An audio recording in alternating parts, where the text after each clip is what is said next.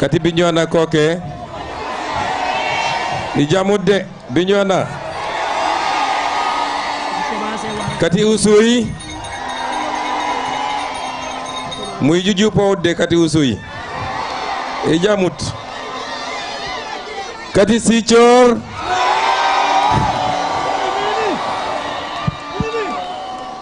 merci beaucoup maa ngi nuyu ñëpp di sant ñëpp di doore sama waxtaan fi ko présentateur bi daanele. Beaucoup de gens ont perdu la vie, d'autres ont perdu leur intégrité physique, d'autres avaient perdu la liberté, d'autres ont perdu leur travail. Loolu lépp, on ne peut pas passer ça par perte et profit. Moo tax le 17 novembre, après avoir conquis une majorité écrasante Assemblée nationale, bokk na ci ñi njëkk a voté wala bokk na ci ñi voté mooy de retirer la loi d'amnistie.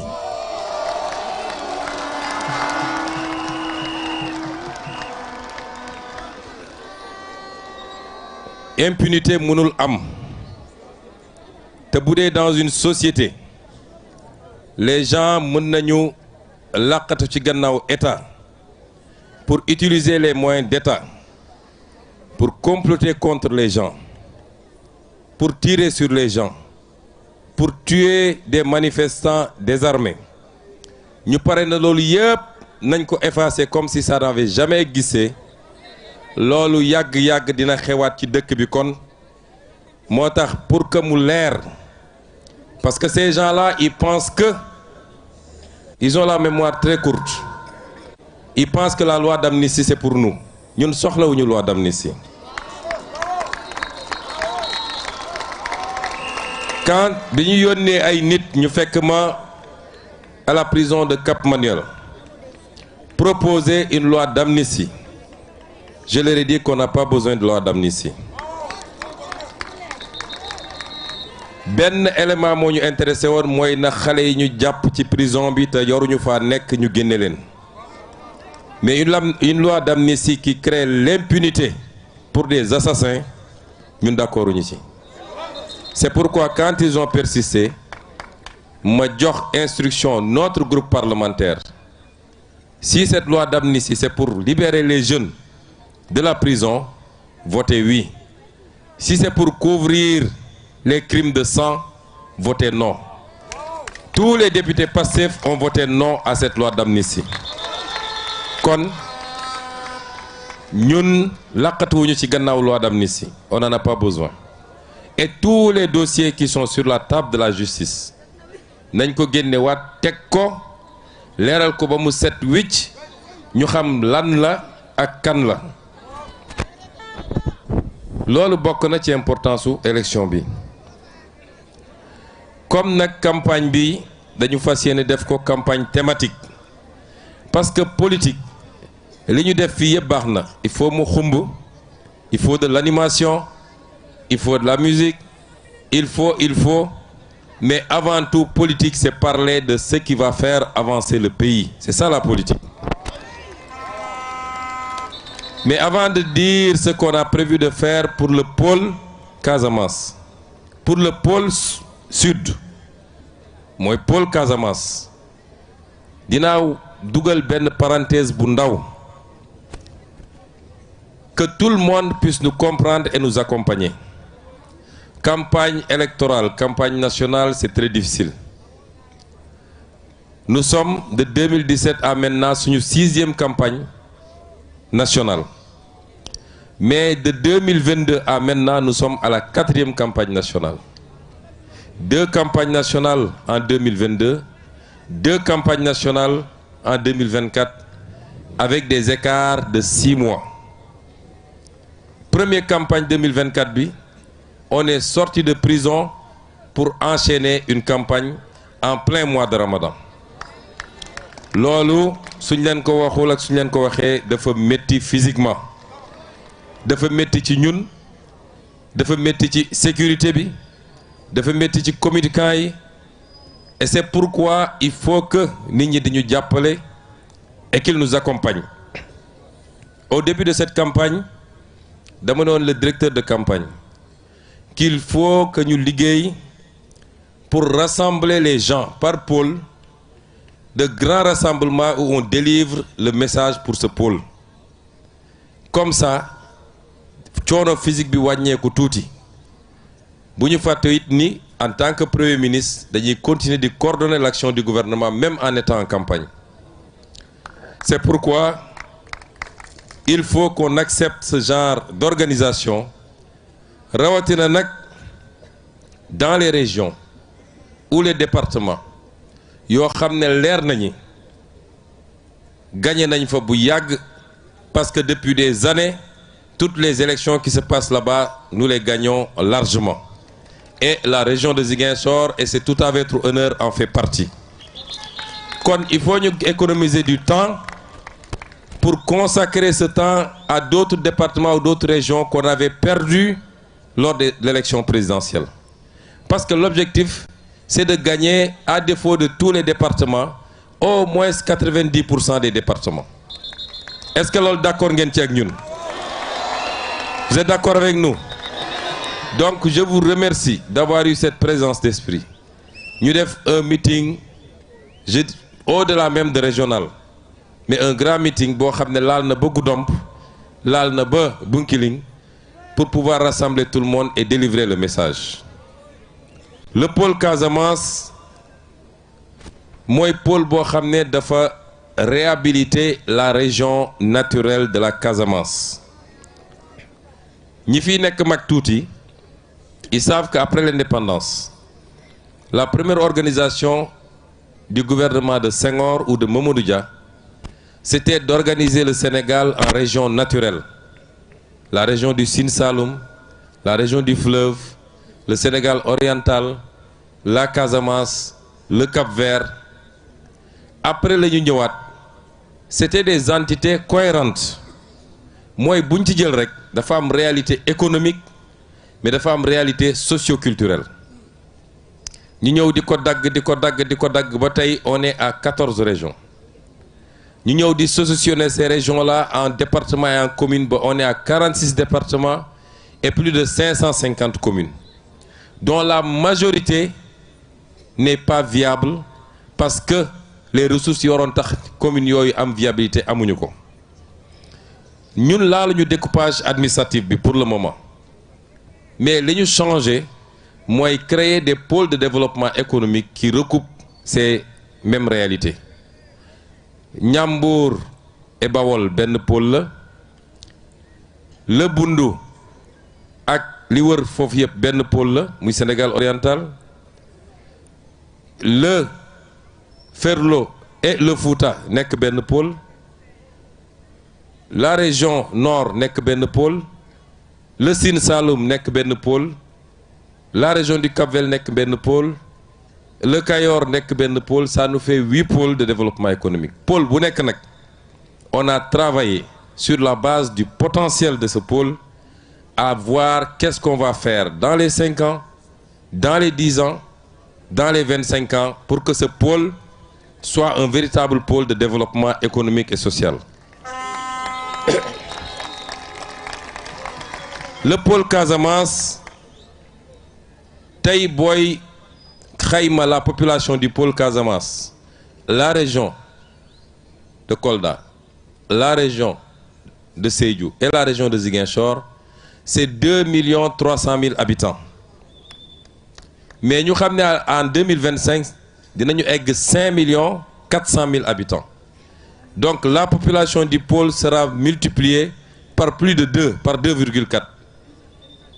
Évolution démographique boobu il faut ñu sóoraale ko. ñu gis ni pôle bi ci pôle yi ñu gën a am pauvreté la bokk malgré tout le potentiel. Quand on classe les régions par pauvreté, les 3 régions du sud ak Kédougou ak Tamba toujours ñooy nekk en tête de peloton alors que c'est les régions les mieux dotées par la nature dans tout le Sénégal. 600 000 francs par tête d'habitant mooy PIB bi ñun nag ñu ne à l'horizon 2050 nous voulons multiplier ça par plus de 3 parce qu'il est question d'aller à 1,8 million ou 2 millions de francs par tête d'habitant. C'est des régions où le taux d'emploi est très faible. 13% de taux d'emploi. Fii soo ñëwee Ziguinchor, les jeunes te disent à part Jakarta, on n'a presque rien à faire. Taux d'emploi de 13% ci yu gën a faible la ci Sénégal. Dans l'agenda de transformation bi ñu leen présenté, le pôle doit aller à 40% de taux d'emploi à l'horizon 2050. Mais comment on va faire ça? Lan mooy potentiel lu pôle bi? Parce que ay filières la ñuy développer. Si on doit regarder les filières, dafa mel ni pôle bi moo ëpp potentiel ci pôle yëpp en termes de filières. En Casamance, il y a la filière céréales. Léegi ceeb lañ ma jox. Ñëpp xam nañ ni Casamance ceeb lay dunde. Ñun duñu mëq suuf. Xam ngeen ñan ñooy mëq suuf? Séeréer yi ndax cere dafa niroog suuf. Ñun ceeb la ñuy lekk moom la ñu xam. Ñoom président Diomaye ñoom dañuy mëq suuf. Filière céréales yi que ce soit ceeb bi wala mboq bi wala dugub bi jusqu'au foño nga xam ne ñu ngi ko gën a ràññee la jëm ca Sédhiou jëm kaw, c'est un potentiel très faible ci filières yi. Les cultures industrielles muy gerte bi ñëpp xam nañ ni fii ci bassin arachidier lañ ko mënoon tuddee dañuy bassin arachidier bi dañ koy féetale Sine ak Saloum ak Bawol waaye li tax ñu defoon fi usine Sonacos c'est parce qu'on produit beaucoup d'arachide. Région de Ziguinchor, région de Sédhiou, région de Kolda. Dès qu'on est arrivé, mission bi ñu assigné woon le directeur de la Sonacos mooy il faut que l'usine de la Sonacos démarre le plus rapidement possible te démarrer na cette année. Mais am na aussi filière bu am solo fii mooy kuuku bi mooy pour que ñi muy dégg yëpp xam mooy saalu darkase, c'est comme ça qu'on l'appelle ailleurs. Fii on produit plus de 120 000 tonnes su ma juumul ci noix d'acajou. Saison noix d'acajou ñi fu bëri ñi fi nekk dañuy dem for kuuku bi mais fan la kuuku bi di dem indien ñoo koy jël exporter ko transformer ko seen dëkk dem jaayi ko Europe 4 fois 5 fois plus cher. Ce que nous voulons pour yooyu nga xam ne mooy les productions industrielles mooy lépp ñu transformer ko fii créer des usines qui vont créer des emplois, ñu créer de la valeur ajoutée et c'est comme ça qu'on construit un développement. Ñu am aussi filière arboricole, les mangues. Su ñuy wax Sénégal foo taxaw soo nee mango rek dañ la naan Casamance foo toog rek dañ la naan Casamance mais mango yooyu la cay yàqu ci àll bi yéen xam ngeen ni bëri na et ce n'est pas normal. Les mangues, les agrumes, les produits forestiers ligneux comme non ligneux madd bi gis ngeen ni yaa 3 mois ci gannaaw homologué nañu le madd Casamance au niveau international. Tool bi te yooyu yëpp fii la am Casamance doo ko fekk Dakar doo ko fekk Saint-Louis doo ko fekk feneen ak feneen. Man j'aime bien ces zones là waaye soo fa demee siddéem nga fay fekk ak sump ñoom de ceefal donc fii ngay fekk yooyu yëpp te mu fiy yàqu. Notre volonté c'est de transformer tout ça ici en Casamance et vous allez voir avec l'agropole yàgg naa wax ni l'une des rares politiques que je trouve pertinente ci régime bi fi nekkoon mooy les agropoles. Mais pour 80 milliards agropole sud bi ak volem yi mu amoon yëpp à Bignona à Oukout ba léegi dafa taxaw demul parce qu'il y avait pas de volonté mais parce que pendant des années, on a combattu par les moyens de l'État, parce que il y a un leader politique qui s'appelle Ousmane Sonko, qui est de la Casamance. Demon nañu ba bateau bi sax ñëwatul Casamance. Aéroport bi ñu arrêté ko. Ça c'est pas de la politique. La politique, même ton adversaire, s'il est maire d'une ville, la nga xamné dafa wara dem ci ville bobu dang ko koy jox. Parce que dans cette ville, nous mu touti amna quelques Ziguinchorois qui ont voté pour Macky Sall. Et donc retard yi ñu am yépp ba ci agropole bi lool moko andi. Aéroport bi que nous comptons ouvrir au plus tard en début janvier. Mais japp na ni fi ak décembre nañ ko ubbi parce qu'on a fait ce qu'il fallait en termes de mobilisation des ressources. Warul won yagge ni. Et pire encore, l'aéroport de Tobor nga xamné mo waron tax ñu arrêté aéroport bi, il l'avait arrêté pendant toutes ces années-là. Fi amna la filière halieutique parce qu'on a l'océan ici, mais amnañ aussi des fleuves et des bras de fleuves. Fi dëkku napp la ñun bi ñuy nekk xale fii Amergé Socé Sall, il y avait beaucoup d'usines de pêche yooyu yëpp pratiquement arrêté na muy filière bu am solo.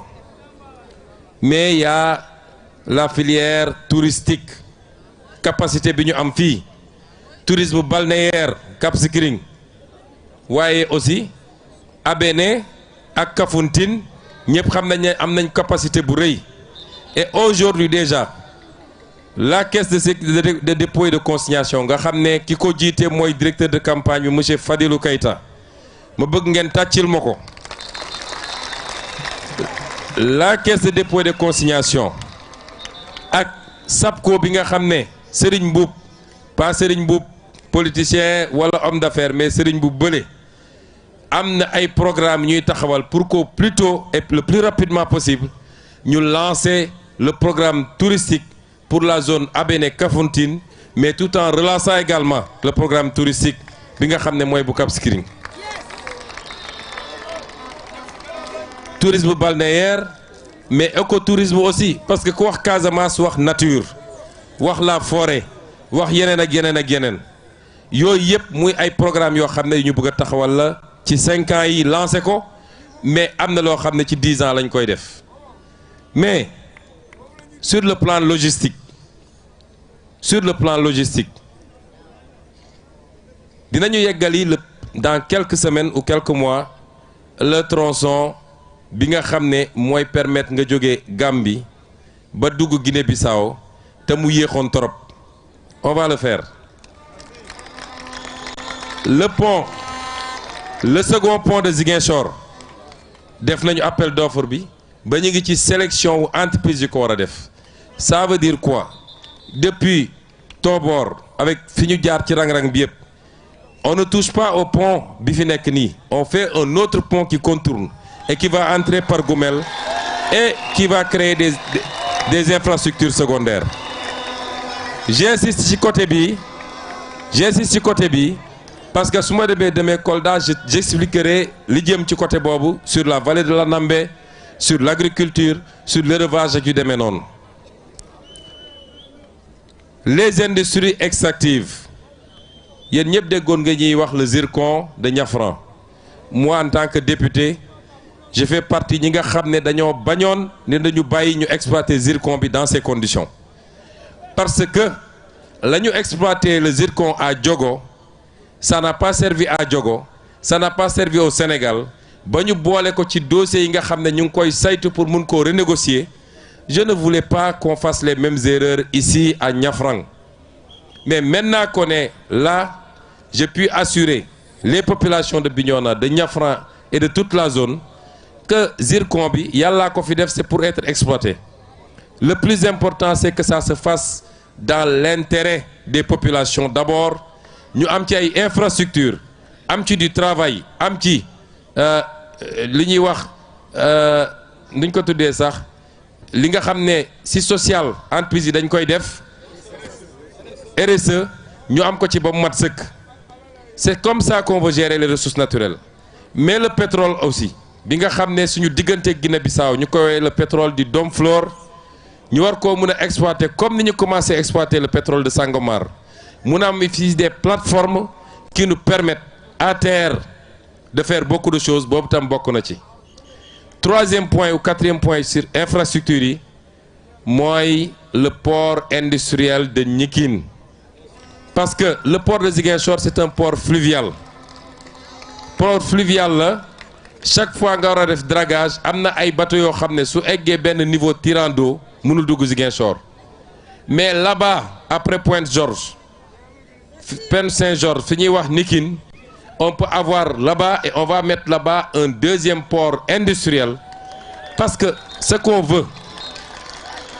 veut avec les pôles frontaliers mooy les pôles frontaliers dafa war a doon des points d'éclosion pour pouvoir capter les économies des pays environnants te loolu port baax na ci. Le cinquième point d'infrastructure mooy le chemin de fer à partir de Tambacounda bu ñu war a andi jusqu'à Ziguinchor jusqu'à Gnikin pour mun a alimenter également le transport des fruits le transport de tout ce qu'on produit dans la zone. Lii lenn la ci pôle bi parce que je vous ai dit que le deuxième aspect du pôle on va le traiter à Kolda mais ce que je voudrais dire c'est que lii lépp pour mu am il faut qu'on règle définitivement la question de la paix fu amul jàmm munoo fa tabax donc quand on est arrivé notre première préoccupation c'était d'en finir définitivement. Dégg ngeen j'ai annoncé le plan Diomaye pour la Casamance. C'est un plan pour la paix, c'est un plan pour le développement, c'est un plan pour l'économie et c'est un plan pour le social. Les populations sont en train de rentrer et de retrouver leur village.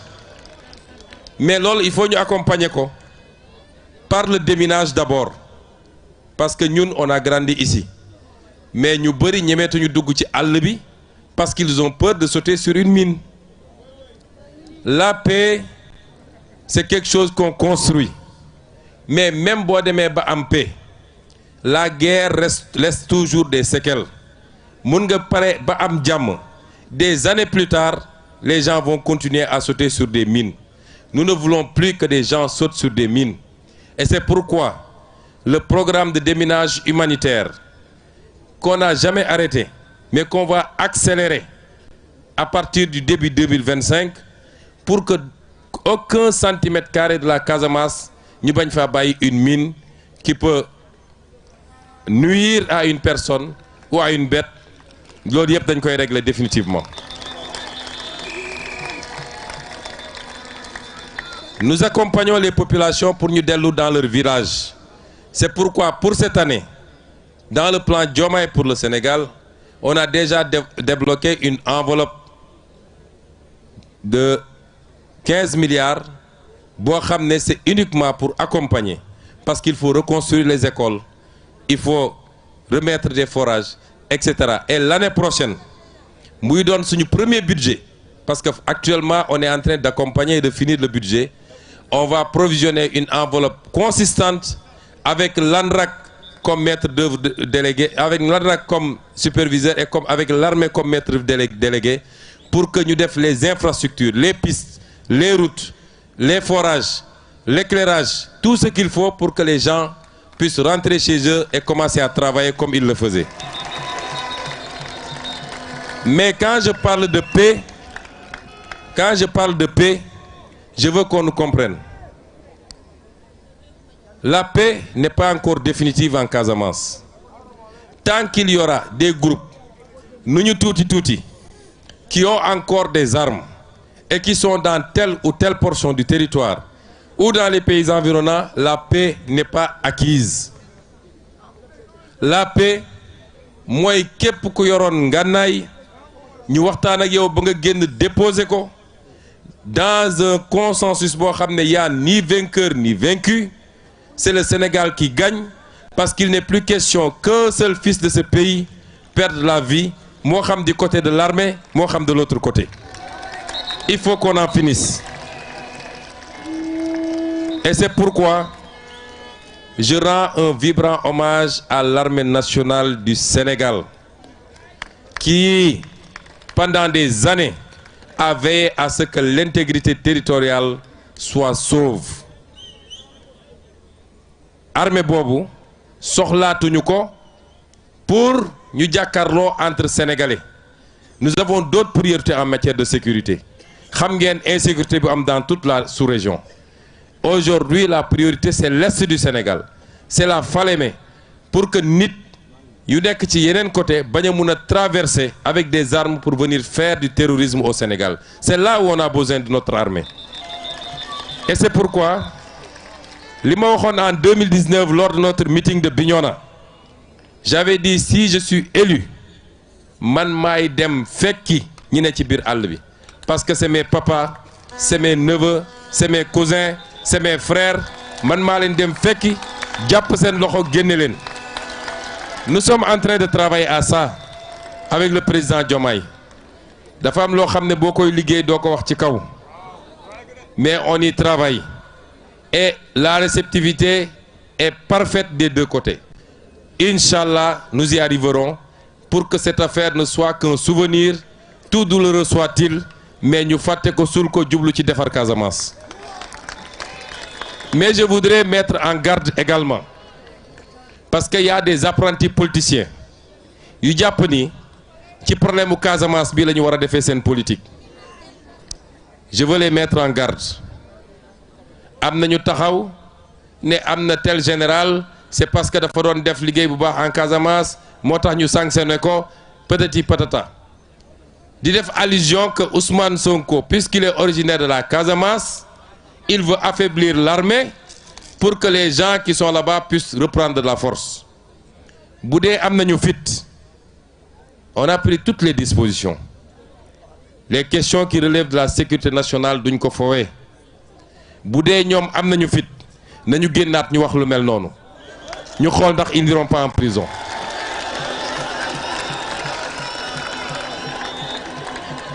Fii kenn sanctionné wu fi un général wala un militaire parce qu'il combattait la rébellion. Li tax ñu def la ñu def mu jóge ci armée ñi nga xam ne dañ doon pexe ci élection bii pour que ñuy bañ koo yeggali wala président Bassirou Diomaye Faye bañ a toog loolu rapport bu ñu fekk la fii loolu tax ñu jël matuwaay ñu jël. Mais ça n'a rien à voir avec le conflit casamançais. Il faut que les gens reviennent à la raison. Combattre un adversaire politique, pendant des années, tu l'as traité de rebelle, tu l'as traité de tous les noms. Moi, je suis la preuve vivante que le Sénégal est un et indivisible. Parce que autant des Casamançais sont battus ici pour mettre un terme au complot et à l'entreprise de liquidation. Autant des Sénégalais de tous bords se sont battus à Dakar, à Rufisque, à Bargny, à Keur Massar, à Saint-Louis, à Mbacké, partout dans le Sénégal et même dans la diaspora. Quand les gens ont dépassé ça, beaucoup de gens politiqués, il faut que ça s'arrête. Et c'est pourquoi nous allons régler définitivement cette affaire, Inch'Allah. Mais quand tu veux jeter de l'huile, Japoni mën ko politiquer. Nous prendrons toutes nos responsabilités pour que tu ailles pourrir à Rebeuss. Parce que loolu bokkul ci politique. La ca des nag mooy vous savez ce qui nous attend. Ce qui nous attend, c'est les élections législatives. Je vous avais présenté des candidats. Est-ce que Guy Marius Sagna a été un bon député? Est-ce qu'il a été un bon député au Sénégal? Est-ce qu'il a été un bon député à la CEDEAO? Est-ce que si vous aviez voté à 40% pour lui, est-ce que vous n'allez pas voter à 100% pour lui cette année? Est-ce que Mme Oulimata Sidibé n'a pas été une bonne députée? Est-ce qu'elle ne vous a pas bien représenté? Est-ce que M. Bakary Diédhiou a été un bon député? Est-ce que Alphonse Sambou a été un bon député? Kon, on vous avait présenté des députés, vous avez voté pour eux. Ils ont été à la hauteur.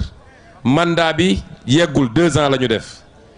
On les a reconduits parce qu'on sait qu'ils vont dignement représenter la région, mais ils vont dignement représenter le Sénégal, au Sénégal et hors du Sénégal. Ñañ ca yokk aussi pour qu'ils viennent compléter, que ce soit ma jumelle Ousmane wala Awa, ñoom ñëpp, je ne doute pas qu'elles seront d'excellentes députées qui représenteront la région à l'Assemblée nationale. Mais nag, l'enjeu dépasse ça. Quelqu'un l'a dit ici, dafa am des acteurs politiques yoo xam ne pendant des décennies on leur a confié ce pays. Ils l'ont mis dans un gouffre, ils ont pillé le pays, ils ont ruiné le pays, ils ont préféré les intérêts étrangers aux intérêts sénégalais. Ñooñu bëgguñu seulement ñu ne ils ont perdu l'élection, mais dañu bëgg suñu génnee ci élection bi leur score sera tellement ridicule que beneen élection buy ñëw duñu ñeme ñëw réclamer le suffrage des Sénégalais. Et c'est pourquoi il faut sortir massivement voter. Massivement, c'est important. Nous voulons avoir ici à Ziguinchor, parce que ñeneen ñi dama leen fixé ay 70% parce que damay xool nu mu demee, mais fii je veux minimum 90 à 95%. Dans toute la région, nous voulons au moins 90 à 95%. Est-ce que vous me garantissez ça? Kon lii mooy enjeu élection bi, et suñ ko defee on aura donné au président Diomaye les moyens de gouverner. On m'aura donné, moi en tant que Premier ministre du Sénégal, les moyens de dérouler le programme. En ce moment, tout ce que j'ai lu ici, dans 4 ans et demi, ñu war a dem ci élection, je reviendrai ici et je vous dirai est-ce que am na luñ ci def lu am solo ou pas, et vous apprécierez. C'est comme ça que fonctionne la démocratie. J'avais oublié un point. Quand je parlais de la question de la paix, yéen ñëpp dégg ngeen temps yi un livre bu ñu bind ñu ne c'est une Française qui a écrit ça. On en a discuté avec le président Diomaye. Ce livre-là, personne n'en fera la promotion ici au Sénégal. Si cette Française veut écrire, elle n'a qu'à aller écrire sur la Corse qui demande son indépendance à la France. Elle n'a qu'à aller écrire sur la Nouvelle-Calédonie qui réclame son indépendance, mais elle n'a pas à écrire sur le Sénégal. Et je veux dire à la France, je ne sais pas qu'est-ce qu'il y a derrière cette affaire. Parce que la France avait témoigné dans les années 90 avec Jacques Charpy en clarifiant la question de l'appartenance totale et intégrante de la Casamance au Sénégal. Maintenant qu'il y a un régime, comme je l'ai toujours dit, qui n'est pas anti-français, qui est pro-sénégalais, simplement. Un régime qui dit nous voulons notre souveraineté. Nous n'accepterons plus d'être des valets de qui que ce soit.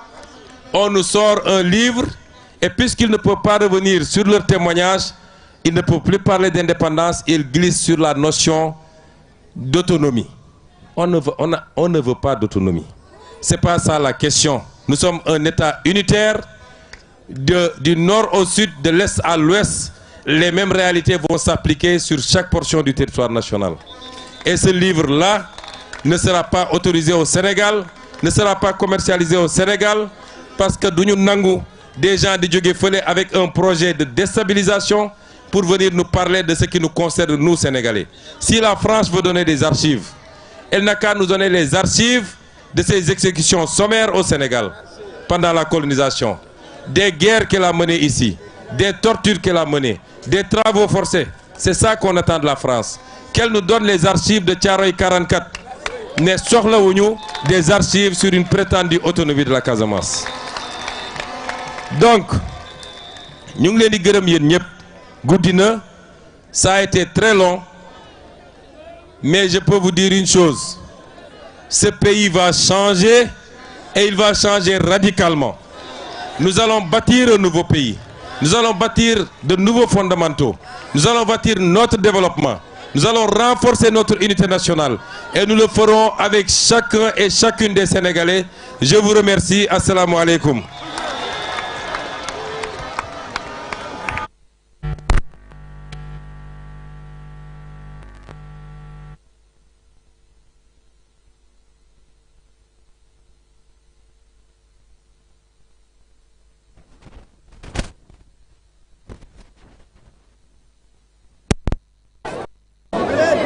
am nga jaaraama fii man ko ba mu jeex day dalal nga sama téléphone am nga jaaraama li may def say appel ma jeex na ko def àndam jeex na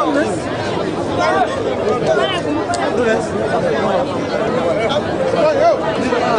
daal moom nga jël mu daal sonn nga bëggoo bàyyi